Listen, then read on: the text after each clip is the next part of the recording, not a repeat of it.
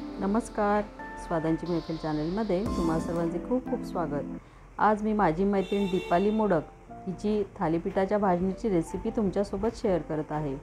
तसे तर प्रत्येक घराघरात भाजणीतले साहित्य बदलत असते, तरीही मी म्हणेन की या भाजणीचे थालीपीठ आणि वडे एकदम खासच बनतात। चला सुरुवात करूया। भाजणीसाठी आपण जाडबुडाची कढई गरम करायला ठेवलेली आहे। सर्वात आधी 2 छोटे चमचे जिरे आपण भाजायला घेऊया।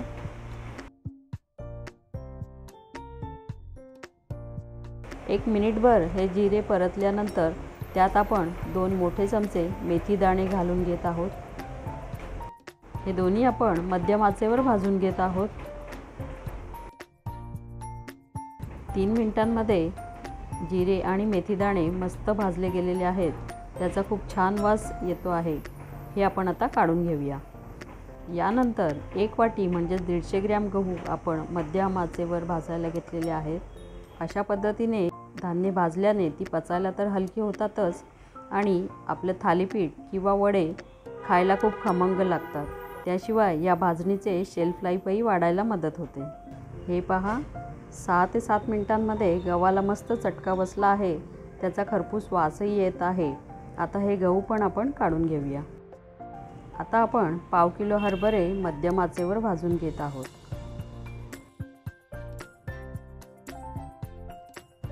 भाजणीसाठी वापरायची सर्व धान्ये आपण धुवून वाळवून आणि मग भाजायला घेतो, परंतु त्यांना जर बोरिक पावडर लावलेली नसेल तर आपण ती अशा पद्धतीने कापडाला स्वच्छ पुसून भाजायला घेऊ शकतो।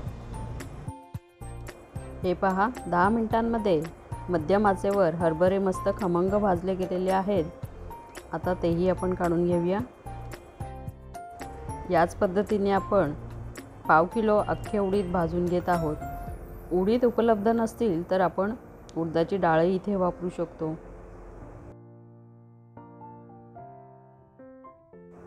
आठ मिनिटांमध्ये मध्यम आचेवर उडीद मस्त भाजले गेलेले आहेत। याचा काळपट रंग थोडासा लाईट झालेला दिसतो आहे।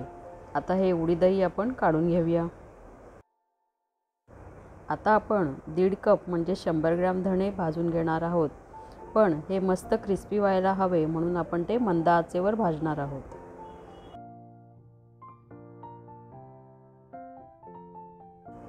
दहा मिनिटांमध्ये धणे मस्त भाजून झालेले आहेत, चांगले कुरकुरीत झालेले आहेत।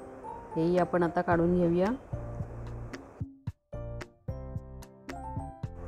आता सर्वात शेवटी आपण आपल्या भाजणीचा महत्त्वाचा घटक म्हणजे तांदूळ भाजायला घेत आहोत। हे 1 किलो तांदूळ आपण 2 टप्प्यात भाजून घेणार आहोत आणि आपण यावेळी मीडियम टू हाय अशी फ्लेम ठेवणार आहोत। हे पहा, 12 मिनिटांमध्ये तांदूळ मस्त भाजून झालेले आहेत। त्याचा रंगही बदललेला तुम्हाला दिसत असेल। आता हे तांदूळ आपण काढून घेऊया। आता उरलेले अर्धा किलो तांदूळही याच पद्धतीने आपण भाजून घेऊया।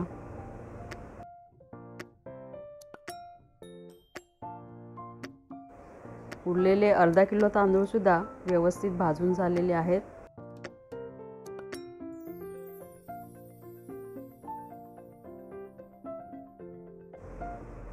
तर आता आपले भाजणीचे सर्व साहित्य भाजून तयार झालेले आहे। आता हे मिक्स करून मस्त रवेदार अशी भाजणी दळून आणूया। आपली थालीपीठाची भाजणी आता तयार आहे। करून पाहणार ना नक्की?